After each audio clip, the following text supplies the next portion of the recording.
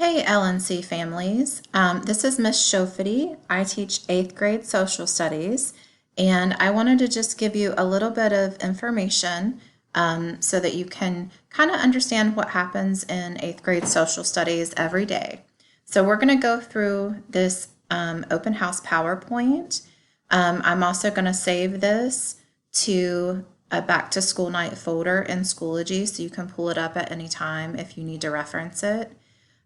So welcome to 8th grade social studies. The first thing I wanted to kind of talk about is our Leadership in Action program. So Leadership in Action program is a K through 12 program. And I can just kind of speak to what happens at the middle school. As you can see on the screen, in middle school, each grade level covers leadership components with a different focus area. So if you've been at Ellen Charter for a while and your child has been through 5th, 6th, and 7th grade, then you're kind of, familiar with leadership in action and how it works in those other grades. In 8th grade, our component is really reflection. So students will, get a lot of practice in reflecting on what they do as service and leadership. In ELA, they write a reflection paper about service and leadership, and they reflect on their past experiences. But we do actually encourage students to seek out their own leadership opportunities, especially in the time that we're in right now where, the leadership opportunities aren't provided in school as much, like if you're involved in Builders Club. So our counselor, Miss Bish, has provided some virtual volunteer opportunity links that you can see on this slide. So, if you're trying to find volunteer opportunities, these are just a few to get you started. In the 8th grade, we encourage students to do, 10 hours of service in, various capacities, with organizations, with their church perhaps, with Boy Scouts or Girl Scouts. So we try to encourage them to do about 10 hours, and that's for the whole entire school year. When they transition into high school, that will be a requirement that they do service opportunities, from each grade level. And, in high school, they'll talk more about that, but we just want our 8th grade students to be kind of used to that and, be kind of looking towards that when they get in the high school. All right, we're going to move on to specifically 8th grade social studies information. So just some general information about 8th grade social studies. We do have a focus on American history, and we also talk about North Carolina history. North Carolina has a lot of unique history, I think, as does every state. But there's some specific things that happened here that we'll definitely talk about. So we cover history from 1492, so that's Columbus, and we talk all the way up to as most present as we can get. We do talk about current events. We talk about the formation of our government, and we will talk about the upcoming presidential election. We do use Discovery Ed Textbook as our online textbook. So I'll talk a little bit more about that in a few minutes, but it is accessible online. They have an app, but I actually encourage students to use it through Safari, and we have had a lesson already where students have had to log in and they have had to add the Discovery Ed Textbook through Safari to their homepage. So we've kind of been through that, and we've used it a couple of times since then on Cornell Notes. We will have a midterm exam and a final exam if, we stay in this Plan C, or even move to Plan B. I'm not sure how that will look, so we'll talk more about that, as it gets closer. If you would like to kind of look at the syllabus, that is on my Schoology page, And we'll look at the Schoology page in just a few minutes as well. So just some general information about homework and the grading policy. So homework, that can also be classwork that needs to be finished, should be submitted and turned in on time the day it is due. And so it's real clear to students when the due dates are. I try to write that in the actual assignment, and the due dates pop up on the Schoology calendar, so we'll look at that as well. If they submit one day late, they can receive a 50% credit. If they submit after one day that it's late, no credit is given. So that's just to help them, really kind of stick to due dates and understand that due dates are important. I would much rather have an assignment on the day that is due, even if it wasn't completely finished. That way, they're probably going to get more points than if they turned it in late or obviously not turned it in at all. Projects receive 10% or 10 points off for each day that it's late, because usually projects are, given and they have, a week or more to finish. So, that's kind of a more substantial grade. I do try to grade things and update grades on a weekly basis, but I do encourage students to check their grades frequently, maybe even daily. If students have something that looks kind of not right in the grade book, please have them reach out to me. It's very easy to, put in a value in the grade book. And when you're doing that very fast, sometimes it can get off. So, teachers make mistakes too, but just, emailing or Schoology messaging me, usually we can fix the problem. All right, so Schoology. I'm sure by now you're somewhat familiar with Schoology. Schoology is our learning management system, and actually, when we first started using Schoology years ago, I did not like it and I was not happy about it. But now I really do think it truly is a great thing for students and a great thing for parents, as well as teachers. So in Schoology, and we'll look at it in a second, you can find the calendar function. So the calendar function, I put quizzes or quiz dates, test dates, project dates, sometimes even daily work dates end up in the Schoology calendar. Like I said before, students should check those frequently just to make sure they've submitted everything. Sometimes they submit something, but if they're not connected to Wi-Fi or whatnot, sometimes the submission doesn't go through. So I even tell my own daughter, once you've submitted, go back and check that it actually submits, and they can do that pretty easily. I also put important documents, website links, and other things in Schoology. I give reminders in Schoology through the updates section.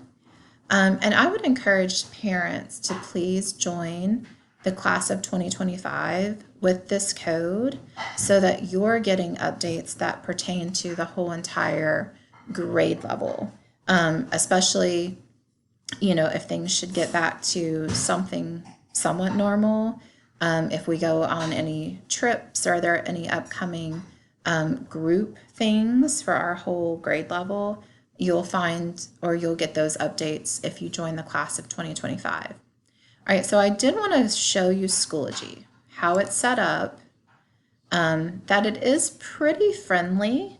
This is just a general Schoology page. Like when I open Schoology, this is what I see. So I'm just going to go to my first period and show you kind of what that looks like. So over here, you see the calendar. And right now, you're seeing things like we have an assessment coming up. on September 14th for chapters 1 and 2. This Friday, September 4th, we have a chapters 1 and 2 vocabulary check-in to see if they know their vocabulary words. So you can use this calendar feature. It's pretty good. Also, like I said, I use this updates feature quite often to give Schoology messages like on a daily basis what we're doing on that specific day. Materials is really probably where your student is going to spend the most time. So weekly folders here. The folders are set up by weeks. So you can see week 0 is when we started school, week 1, 2, 3, and so forth. So those weeks are going to kind of give you or give them an idea of what we're doing, for that week. And then they click on it and it gives them a week at a glance checklist. So you can kind of see what is my week going to look like this week. And then each day that week, there's a folder. And so if they click in that folder, so we'll do that now. If they click in that folder, they see the warm-up attendance question. So that tells me that they're present for class. Then, kind of a what are we going to do that day? So this Let America Be America Again poem. And then Cornell Notes, which is what they use when they're in the tech book. So that's kind of a general idea of what Schoology looks like for them. You can also, I try to keep this updated, Zoom links, codes, passwords, a miscellaneous information documents tech book link, study guides and study lists when they are, coming up upon a assessment or a check-in or whatnot.